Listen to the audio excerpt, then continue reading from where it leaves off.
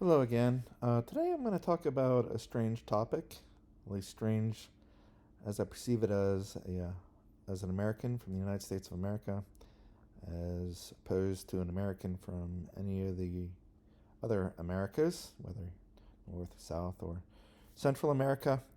So during the pandemic, I came across this man, J.J. McCullough, and he was had an interesting article where he was talking about anti-Americanism in Canada. And he says, why do Canadians hate the United States so much? What's the deal with Canadian anti-Americanisms? Let's look at the roots of Canada's national identity and talk about why Canadians are obsessed with seeing the country as not America. Wow, that one really hurts. I lived very close to Canada for 3.5 years. I always perceived some, I wouldn't say dislike of America, but maybe a little bit, how two brothers, how I always figured Canada and America were just two brothers, uh, almost twin brothers. And, there's always some sibling rivalry there, but I never really took it, really all that seriously. They had needled us about stuff that's going on here in the United States, and they were really, really pretty shallow about taking any kind of criticism from anybody from the United States on any topic. But then when I found out that their entire national identity was built around anti Americanism, it might be one of the biggest things that keeps Canada to get together these days is their sense of just being the opposite, I guess, of America. Oh, it really hurt Canada. I'm not gonna sugarcoat it. That one really hurt, and it hurts a lot. I, as most Americans, think the two countries, along with Mexico, are just similar brothers. Uh, Maybe a set of triplets, and we don't always get along. But wow, your whole entire national identity built around anti-Americanism, that really hurts. So I did a little bit of research, and I'm going to talk about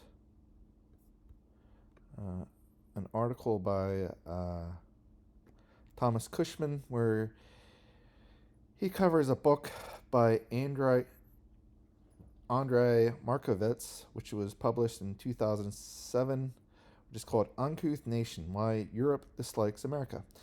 And there's all sorts of anti Americanism out there, but the leading intellectuals who talk about their hatred of America seem to be out of Europe, which I find once again very strange. As you know, if you're an American, unless you happen to be a descendant of a slave or somebody who came out of Asia, most Americans came, at least white Americans, came from Europe.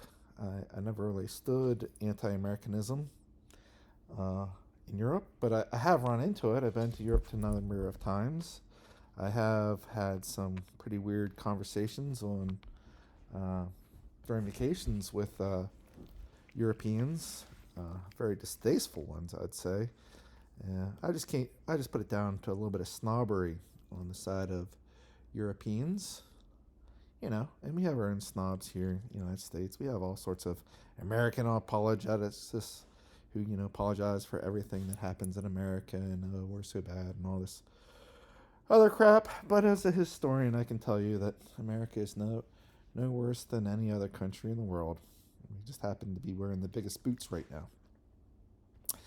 So, he starts off his review of the book by saying, as I did, most Americans who have traveled to Europe, regardless of their political sympathies, race, class, or gender, will be all too familiar with the topic of this wonderful, readable, sociologically powerful, and courageous new book by Andrei Markovits. Okay, so there you have it. It's, something that's relatable to just about anybody, any American who's traveled. And so, it starts off with conversation with some Europeans, and they bring up the usual stuff that was going on back in the early 2000s when this book was written. Why are Americans so stupid as to elect George Bush as president not once but twice? A German whose father was an SS officer, a Frenchman whose uncle was a Nazi collaborator, or a Briton whose grandfather massacred Boers in South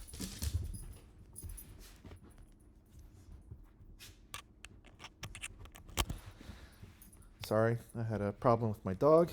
A German whose father was an SS officer, a Frenchman whose uncle was a Nazi collaborator, or a Briton whose grandfather massacred Boers in South Africa might ask these questions incidentally, and they might be asked on European soil, which George Orwell once said that not one grain was unstained by blood.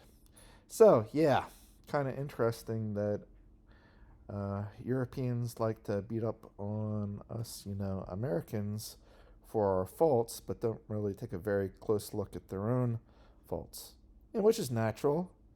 It's easy to throw rocks at other people's glass houses, but yeah. So let's dive into this a little bit deeper here.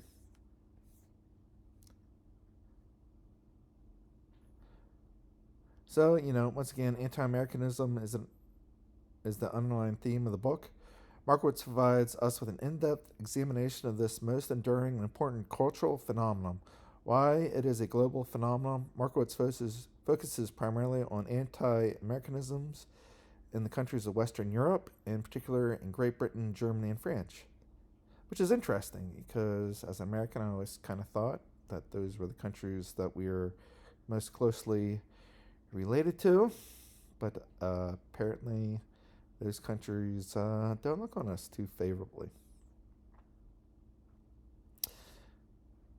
So he next goes into the opening chapter. Markovits explores the history of European anti-Americanism, notes that an era never existed in European history in which European intellectuals and European elites viewed the United States without a solid base of resentment or better sentiment.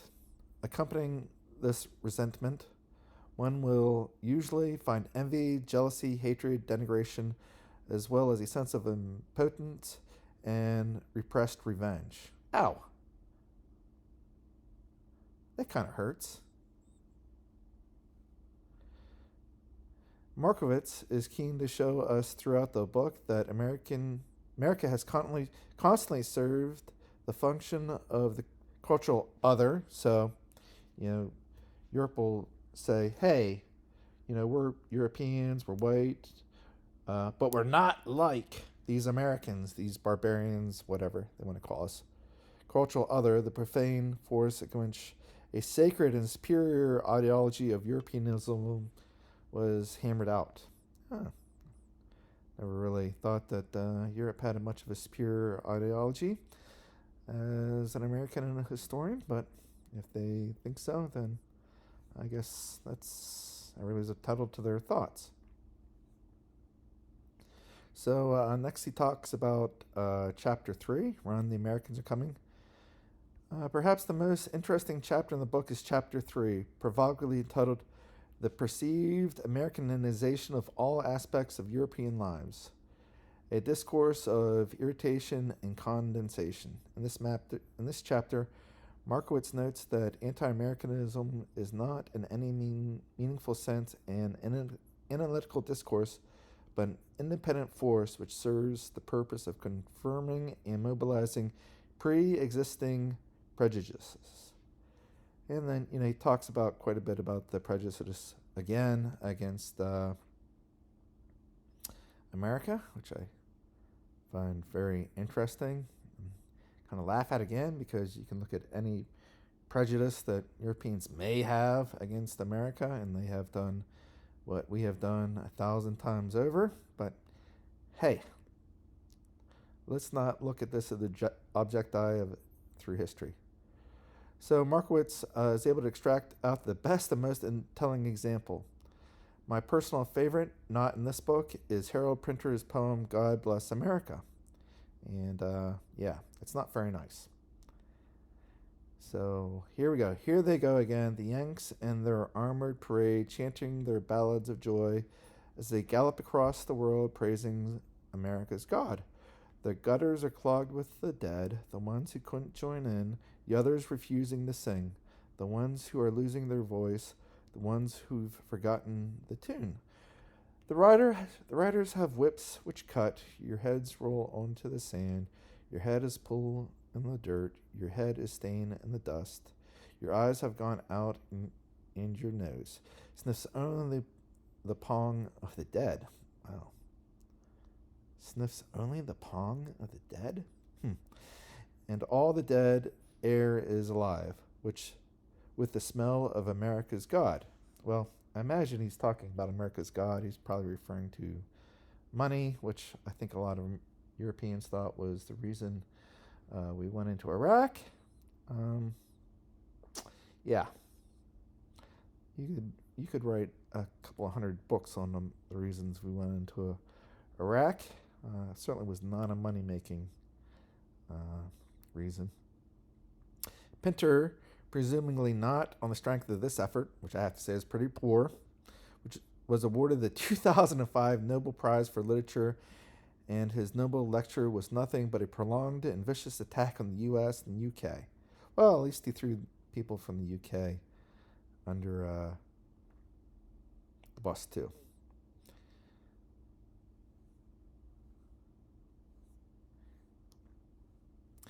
So, if you didn't think the book could get any darker, it does. Wow, does it get darker?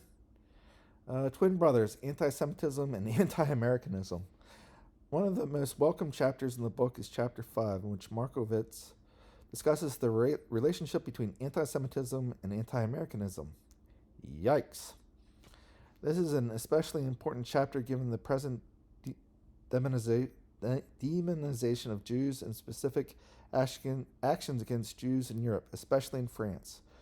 Markovits concurs with Andrei Glucksmans that the two cultural forces are actually twin brothers. Anti-Semitism has a much longer history than anti-Americanism, but what it shares is its quality as a powerful cultural force which remains latent within cultures, waiting as we see within anti-Americanism, to be activated for a variety of purposes. Yikers. I never really connected the dots between anti-Semitism and anti-Americanism before. I never would have thought it would have gone that far, but apparently does. So he, of course, dives deeper into it. While anti-Americanism has certainly not had the same outcome in terms of suffering and mass death as anti-Semitism, let me just point out, it never will, because America is much more powerful than the EU. And if they tried any of that shit with us, shit would get real quick. Markovits convincingly demonstrates that there is an enduring linkage between the two. The durability and intensity of these twin brothers is an indication that one of Europe's great flaws is its ability to hate unequivocally and absolutely. Yeah, you can see that. World War One, World War Two, current war going on in the Ukraine, what happened in the former Yugoslavia, yada, yada, yada. Ironically, I can think of no quarterly sentiment in America towards Europe. There is none. Absolutely is none. With the exception of the occasional "fuck France" bumper sticker from the early days of the Iraq War, my ethnographic sense tells me that Americans are more or less indifferent to Europe. This is true.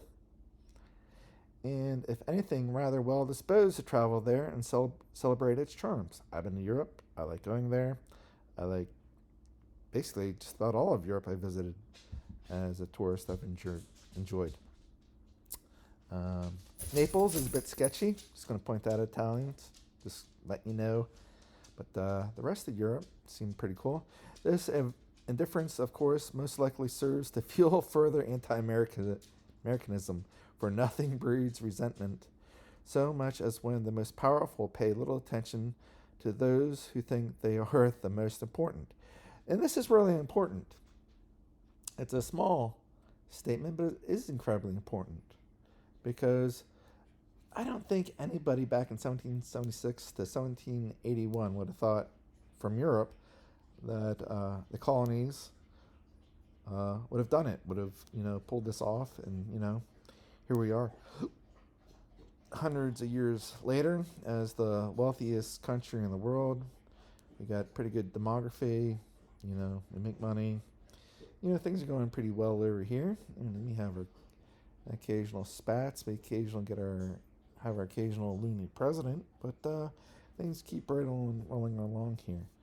So yeah, it is what it is. If they thought that we were going to fail, we didn't. They keep on waiting for us to fail, and we keep on not failing. So we had that going for us.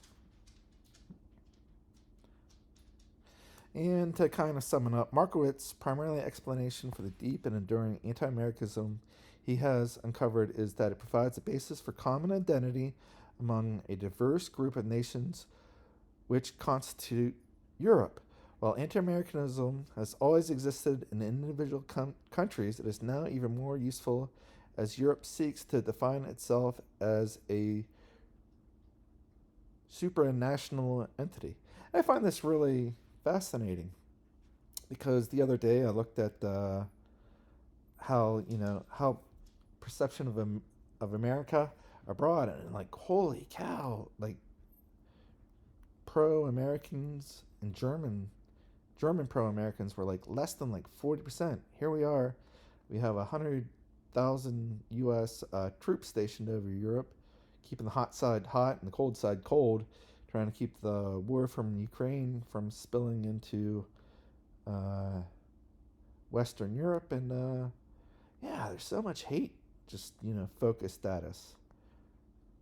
It's really weird, but so it was a really interesting article. I don't